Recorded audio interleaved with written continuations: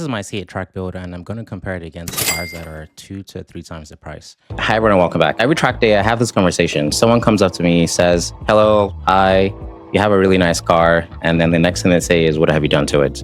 So I'm going to start a series about 8 episodes where I talk about everything I've done to it. We're going to go over aero, suspension, weight reduction, and wheels, tires, etc, right? And I'm just going to break down the details of this car as it stands. I feel like it's at a good place where I can say this is a build. I've spent enough time and money on the car, and I think it's decently fast for what it is. I am ready to talk about it and spill all the secrets on how and why this car is so fast. I would say don't just go out there and buy exactly these parts for your car. I'm going to talk in enough detail on why I chose all the things that I chose. This is not necessarily like the golden formula. I am not the fastest seat in the world, but I'm also not the slowest. Do your own research and come to your own conclusions. At the end of the day, parts don't really make you faster. If you're putting a faster part in the car, you as a driver still has to maximize the new potential that you just unlocked. So, who is this build for? The TLDR is if you're a driver who wants really fast track pace and you don't have an exotic car budget like the GT3s or the AMGs, then this is for you. So later in this video, I'm going to do a comparison with other cars so we can pull up lap times and stuff like that. But I would say this car pretty much beats any car that I've come across under 100K. It beats a lot of cars in the 200K class. So it's just a really high value play, especially if you don't plan to drive it on the streets much. It is very street drivable, but as you will come to see, sacrifices have to be made. Of course, with a car like this, you sacrifice NVH, you sacrifice clearance. So that is getting in and out of parking lots or general noise or vibrations inside the car. I wouldn't say it's the funnest car to drive on the streets. However, it certainly shines on track. And I think the thing with really expensive cars is they try to balance that compromise really well. So a GT3 RS, for example, is extremely harsh to drive on the streets, but the GT3, which is less track focused, is more streets focused. And there's a difference in the lap times, right? But there's also a difference in the NVH. They do a really good job at trying to balance streetability and trackability. And then the other reason why you might want to choose this car is because you value serviceability and reliability. This is a car on its second engine and second transmission. However, it is an extremely serviceable car. So even if you do have problems, it's a common car. They make tens of thousands of these, and I see them at track days all the time. So it's not like you have a Lotus that, you have to fly in a part from UK or some other country, and the tariffs are like making it worse and you can't find your part in time. Essentially, reliability, serviceability, value. I think that's what the ultimate targets for someone who wants a build like this. Another reason I chose it was because it's essentially the cheapest mid-engine car you can buy that is fast. As I have come to get used to how this car drives, when I drive other people's cars that are not necessarily mid-engine, I can still drive them pretty well, but I always have in the back of my mind, wow, I wish I was back in my car. This car is especially good at mid-corner rotation and exit speed, or putting the power down on exits. All right, so let's talk about why the C8 is a good base car. I would say, as a rule of thumb, if you're looking for a new car to get into tracking and you don't already have a car that you're modified, you want to get the best base performance car you can afford. So that's exactly what I did. I was going to get a Supra because the Supra was at the time the best car for the money, or for my money, for what I could afford. And then the C8 came out and I was like, that kind of just wraps that up. And I'm so glad I did, because I think the C8 is generally a better base performance than the Supra, although the Supra has a much higher power ceiling than the C8s. But power mods come with reliability issues, which I wouldn't say I have not faced, but I definitely do not face as often as the Supra people. So mid-engine balance, why is that good? Another reason why it's good is because it has really good handling characteristics. It's actually fun to drive once you get over the fake feeling of the steering wheel. Another reason why this car is a good base car is because it has really good track cooling. I think GM learned from the C706 issues that were overheating on track, and they made this car really good at cooling on track. I know it has 5 radiators that I can physically count. I think it has more, probably up to 9. They even have extra radiators depending on if you're in a hotter region like Dubai. And the Z06 has even more radiators, so more cooling and just more headroom if you want to add power yourself. I've never ever seen a overheating message on track, and that's like doing 30 minutes at a time. So I'm pretty sure this car, as set up, is fine with cooling. One thing you'll have to take note when choosing a car is, the things you have to do to make a track reliable.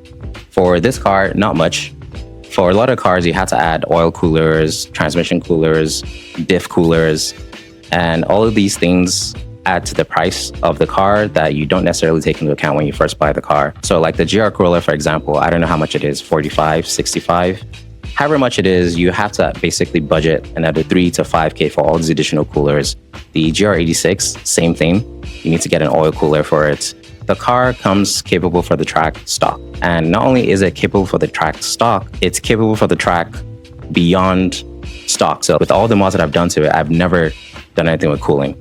A couple other options that this car has are the ELSD, which I can't say that I really praise or not praise, because I don't think I'm skilled enough to know that it's necessarily working. But I'm glad it has one, because this car has a mechanical diff. And while you can feel it exiting the corner, it's just a lot clunkier than this car when it's exiting the corner. This is a GR86, by the way. From factory, this car has multiple brake options. I think these are the GAE55 brakes when it comes stock. They are plenty capable for beginners on track, not necessarily for seasoned or faster people on track. But once again, they will get you through the day. I know of many people who have to get camber plates, and it's just a nightmare to change camber. Although the person who does my camber says this car is really hard to change camber on. It's probably partially my fault because I have the camber locking plates. However, from factory, you can dial in -3 front and rear. That's almost unheard of any stock car that I know of. So that's actually amazing. And not only can you dial in such high negative camber, the suspension geometry is really good. So I'm pretty sure the GT4 and GT4 RS have McPherson struts and not double wishbone like this car has. So this car has double wishbone front and rear. And the issue with that is you don't get as much negative camber in the middle of the corner. And so with this car, the more you are into the corner, the more negative camber that you gain. And so you don't even need as much negative camber to start with, although I am at 3.2 in the front. Your mileage may vary, but at least I am happy it's double wishbone, which has a lot of other benefits. Coilovers, for example, are really easy to spec out because the motion ratios are easy to calculate. It's good knowing that you have almost as good of a suspension technology in a base $60,000 Corvette as like the GT3 RS has and the GT4 does not have. This car is also popular enough to have enough aftermarket suspension, aero, and wheel tire options that you don't have to do a lot of self-creation of all these things. So once again, I'm going to pick on the Lotus here. Let's say you bought a Lotus Emira and you wanted to add a wing on it. I don't know of any wing kits or splitter kits for the Emira. You're just going to be out of luck. So another advantage of this car from the factory is it has PDR, which is the performance data recorder. This is something that is very useful for analyzing your data when you're on track and knowing when you went fast and how to go faster. I don't have it on this car because I didn't option it, which was a mistake. However, I do have my own solution to it, which we're going to talk about later in the series. The hard fact about the matter, the faster you go, the more expensive it is. The expense is not linear. You're not going a second faster for $1,000 more. You're probably going a second faster for $2,000 more. And if you want to go a second faster than that, it's going to be like $4,000 more. With this car, though, the consumables are slightly cheaper than cars with similar pace. The GT3, for example, comes with the Cup 2R tires. And those tires are really expensive. They don't last very long. And I have Bridgestone 71 RS tires, which will last longer, way cheaper, and the car is just as fast. Not only that, but if you look at brake pads, for example, consumables on this car is just cheaper. And it's not because, it's less because of the speed thing, but because the car is more common and can benefit from economies of scale. Things are just cheaper. Now, it's still going to be really expensive to go fast, but you just have to pay to play. All right, so let's talk about competition. I'm only going to talk about cars that I actually see on track, not just every sports car that's out there. So in the 50 to 80K price range, which is essentially what this car is, there's going to be the Camaro ZL1 1LE, the Mustang GT350, the M2, and the C7 Grand Sports.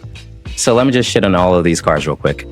The ZL1 1LE I really love, and I don't think I really have anything bad to say about that car. The maybe negative would be, compared to this car at least, is that it's thick, which is not conducive if your goal is going fast on track or you don't want to drive a stick car. Please don't crucify me. The GT350 I think has engine issues on track, and it's just still not as fast. It's about the same horsepower, and that's pretty much it.